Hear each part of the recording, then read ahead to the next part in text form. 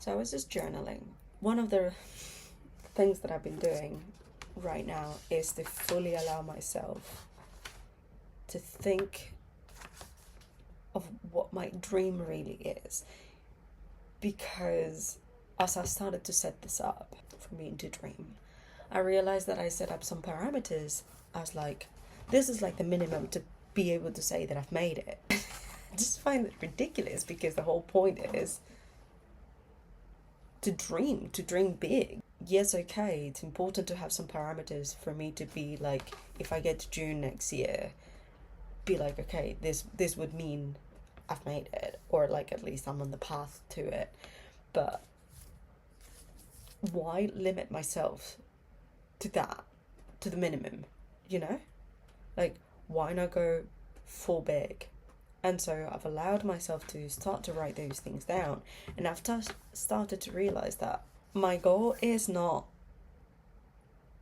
a specific amount of money or a specific level of wealth. My goal is not a specific number on the weight scale. Um, my like when I'm thinking of that dream, I am thinking of community. I am thinking of joy. I'm thinking of freedom and a body that can run and hike and swim and do cartwheels, because I've realized I can't remember the last time I did a cartwheel. It's the kind of thing that I like. When I envision that, I'm not thinking of how my body looks like, or I'm not thinking, better said, I'm not thinking of a specific number on the scale. I am thinking of a body that is capable to do those things. And when I'm thinking of wealth, I'm not thinking of a specific number on my bank account every single month. I'm thinking of freedom. I'm thinking of being able to travel with my friends, go to Norway as many times as I want to. I love Norway and I've been once. Like, it's ridiculous, and I would love to, like when I think of wealth, I think of being able to have my own space for myself to either create or to have my own space. And I love hosting. And I want that space to be able to host my friends and have breakfasts and dinners and board game nights and hang out and just exist with the people that I love. And I think of being able to have a cat and provide everything that entails in having a cat. And it's not just love and food. It means being able to take it to the vet and not worry about vet bills. When I'm thinking of my dream, when it comes to my job, I'm thinking, because I still haven't figured it out, I'm thinking of something where I'm able to fully merge everything that I'm into, and I'm into running and I'm into writing, and I used to write film scripts. I've written 2 films, and like I've done nothing with it. And like when I was 18, I wrote a 300-page script, and it was 7 episodes of a series, and I managed to get 40 people to produce it, and then it all failed, and I gave up on that. I love doing that, and I love painting, and I love singing and writing songs, and currently I only have an electric guitar with no amp, so I can't even play. And it's just like there's so many aspects of me. And I remember growing up, I wanted to be an actress because I wanted to be so many things. And so the only logical thing for my brain was, well, if I want to be all of these things, the only logical solution is become an actress, and then eventually you'll be able to get a role where you play that and you are that. Because I remember wanting to be a lawyer and a spy and a singer and a hairdresser and like a chef. Like all of these things is like the only thing that makes sense is like being an actress. And like the first play I ever did, I did it with my friends. Like we created the story from scratch. And that was when we were camping during the summer with my parents. And it was like so fun. And so when I'm thinking of my dream without limitations, I am thinking of that. I'm thinking of freedom. And when I think of my company, Creators London, which I haven't even registered yet because the taxes part of it absolutely terrifies me, and it's not making me enough money to actually figure out the taxes part. So, sole trader, right? But when I think of my company, I think of a physical space. I think of a space with this community and this creativity where people can come together and it becoming a third space, as you know, a place where people are appreciated, and the people that work for me, that they're getting paid what they're worth and not the minimum, because no, that's not how I want to do things. If I am making this and I'm having people working for me and for what I envision, I want them to be paid accordingly, because I want them to be able to make a living, right? I don't want them to be struggling or figuring out how they're going to make ends meet. I envision that, and I envision this space where there's like a small stage for theatre, where there's like a small cafe so you can come and hang out and you don't have to do anything else, where there's workshops, where there's like pottery, and there can be music studio, and there can be a dance studio or yoga studio, whatever you want it, or Pilates. Like, I want that space where there's community, and I just envision so much joy, so much love, and freedom of movement and nature. I miss swimming in the sea so much, and when I think of all of this, I envision, you know, being with my friends on a boat off the coast of Mallorca or Ibiza, somewhere there, and like enjoying the water and the sun and the heat, and it's just enjoying that. Like, I don't do well with heat. I'm not made for it. But I envision these little glimpses and moments where I'm just going there to fully soak it all in and really appreciate it. Because I love rain and I love grey skies and the cold. And that's also why I love Norway. And like, I would love to go there and be in a cabin with my friends and then go hiking for days and just enjoy all of that and be able to do all of that. And that's when I think of what I think of wealth looks like. And I'm thinking of being able to do all of these things without just worrying, just being able to do it and be like, yeah, that's fine. I don't know, I think of my art being multifaceted and not just one specific thing, because I am multifaceted. I've always been. I've been in 2 metal bands and I was the lead singer. I've been in choirs at school, and I've done plays and I've done short films growing up. I have so many tapes of short films that I wrote and directed and filmed and started. Like, there's so much of me. And so much more than just this and this body.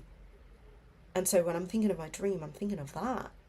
So now that I've been clear with all of this, I can actually sit down and properly set up a vision board. Because the Illusional Bootcamp had this exercise of making your own vision board, and I just was so stuck because I didn't know what that could look like, and the vision between my dream and what I'm setting, or like this is the minimum that I require to be able to say I've made it. The gap was so big that I just couldn't marry those two. The whole reason I couldn't marry two, it's because I was trying to, like, I was getting caught up on what's the next step, right? From now to my dream life. But I was like, I shouldn't be worried with the fucking how.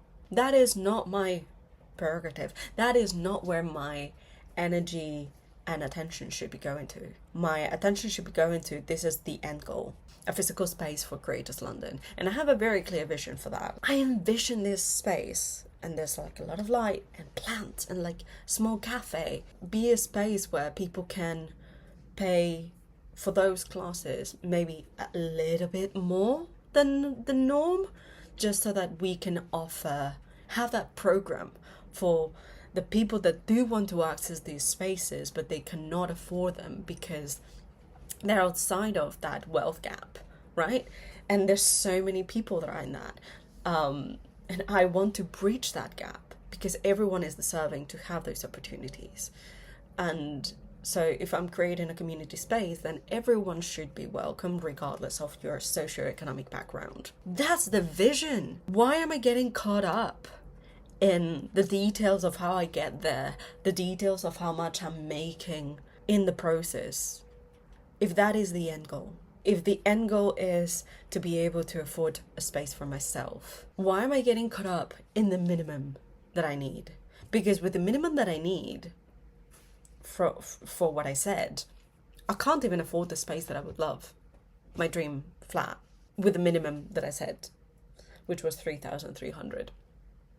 That is literally the rent of my dream flat.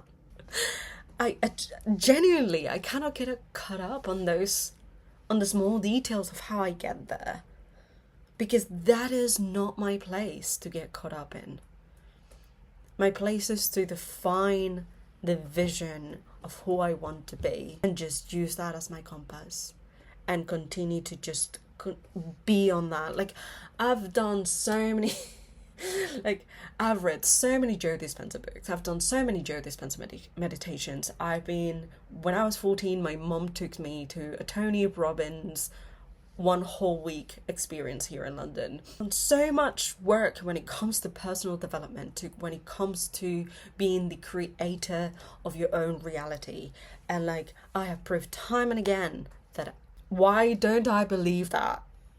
Why do I keep getting caught up in the small steps into who I want to become? Like, why am I getting caught up on that? Why can't I just take the vision, the end goal, and stick with it and continue to believe in it and continue to show up for it and to allow myself to dream in that space and to feel in that space? It's just ridiculous. Like, I'm frustrated right now, but I'm frustrated with myself, because I keep putting limitations to even dreaming, to even considering what could be possible. Because all of the things that I'm thinking of, they're all possible. Any other person could do it. Why not me? Why am I hesitating that I couldn't do it? Why am I hesitating that I'm not enough, or that I'm not the right person to do it? Obviously, those are things that come from like years and years of limitations and limiting beliefs. Jesus, like, I feel like I'm shaking myself right now. Please, just please dream big.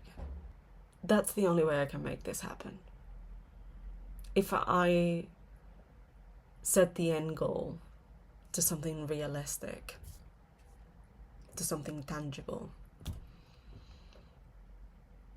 according to who and according to what is that realistic or tangible?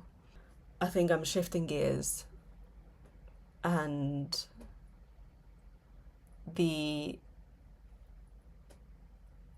end goal is changing to having Creators London become a physical space where, there's workshops, there's art, there's any community.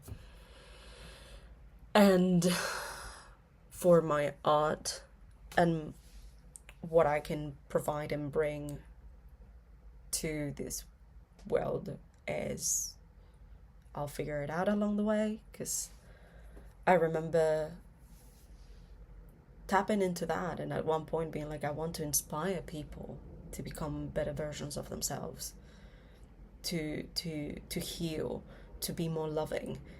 And I wanted to do that through movies, and that's why I wanted to be a writer. At the same time, like, there's so much to who I am. Like, there's music, there's the scripts, there's the writing, there's the painting, there's all of these aspects of myself that I kind of want to bring together in some way. And I haven't figured out that part, but I do have a vision very clear for what I want my company to be like. And I want my company to have the Snail Milk Club and the podcast and the retreats. But all of the other aspects cannot exist yet. The male club could exist, but I still haven't fully figured out all the details. So yeah, that's where I'm at this point in life. That's enough rambling for today. I'm gonna go. I have to do pastels de nata for the hike on Saturday, because we are doing a fundraiser for Raise the Stones. Yeah, that's the goal for today. See you soon.